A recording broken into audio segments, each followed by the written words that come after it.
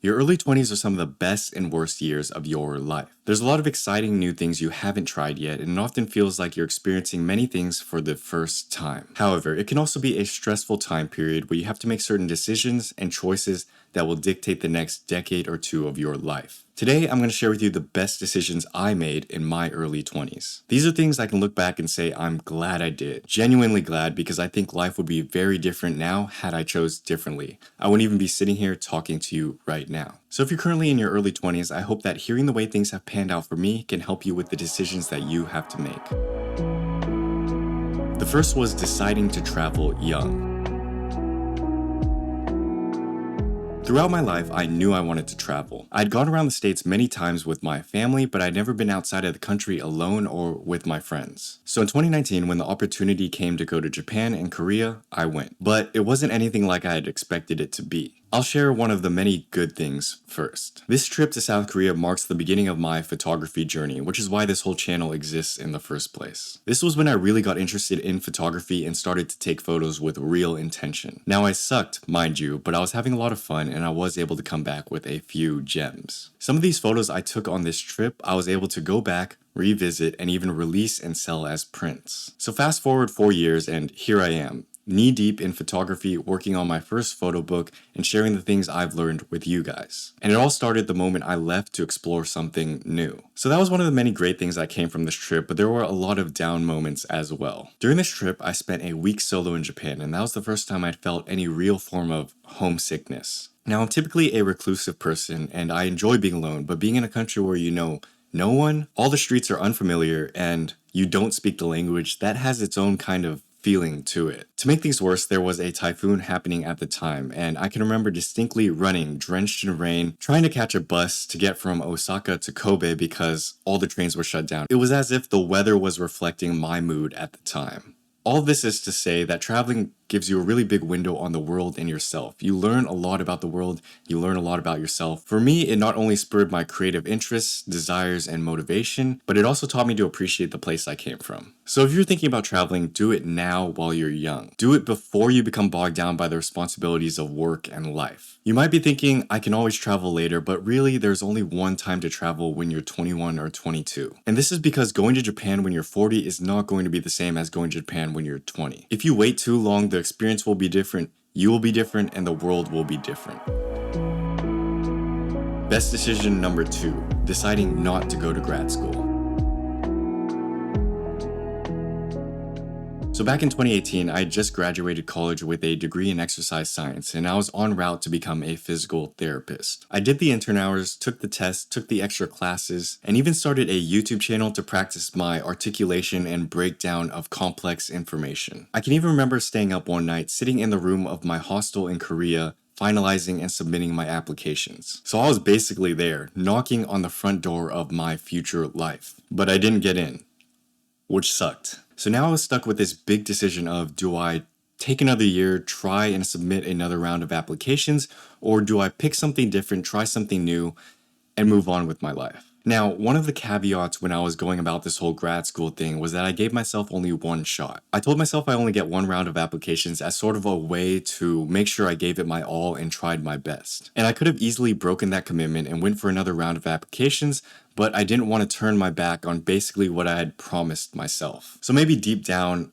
I knew I wanted to do something different. And ultimately, I decided to close the door and try other stuff. The YouTube channel I had been focusing on was much more enriching and fulfilling and fun for me. And this was before I got any views. Seriously. Making these weekly videos spurred my creativity, and when I started getting into photography, I wanted to make photography videos, which is why I started this channel. And that's when I started to receive a lot of support from you guys. And so that became something that felt like the first tiny few steps in the right direction. So in many ways, your guys' support is what helped kept me going. After many years of making videos that no one watched. Obviously, it wasn't easy and it wasn't an easy decision to make. One of the many pains and struggles of making content and photography is that it feels like a useless occupation. But it also can be one of the most rewarding things to build something that you care about and are passionate about in your own interests and of your own accord. I think deciding not to go to grad school gave me a better path overall. If I think about what my life would have been like if I chose the other route and decision and gone down that path, I'm sure it would have been good. I'm sure it would have been fun regardless, and life would be good. But things are just so good right now that I really can't complain. So if there's anything you want to do, something you want to start, just take the first step. There really is no path in life that is clear, but there is a path. And a lot of these things only really make sense looking backwards. You're in your early 20s, meaning that this is the time to try those riskier things and aim for those riskier goals that seem out of reach. If you want to start the YouTube channel, build the business, or basically try anything that is different than what the path you're supposed to be on feels like, just try it. The consequences now are the lowest they'll ever be. Deciding to focus on myself the most.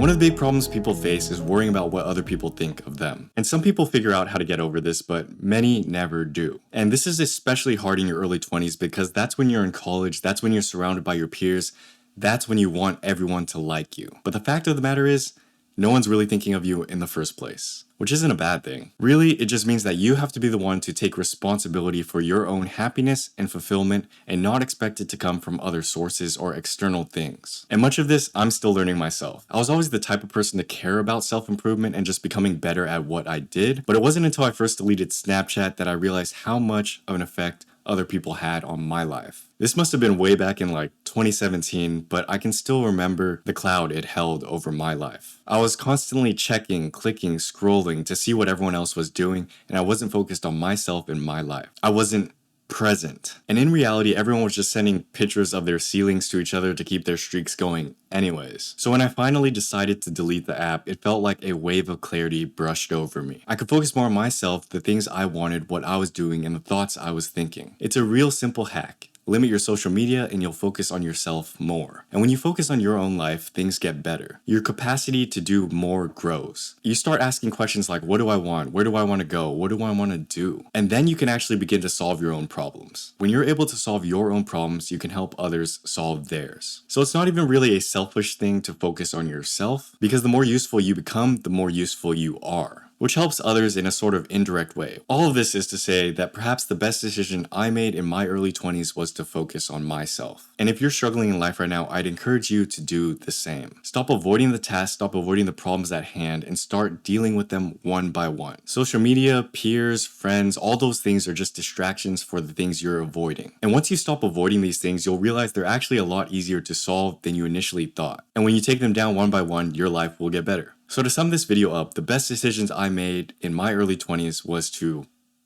travel young, take risks, and focus on yourself. I hope this video could help you in some way. And also currently I'm giving out free 4x6 prints, so if you would like a copy, you can find the link down below. And as always, thank you guys for watching. I hope this helped. Peace.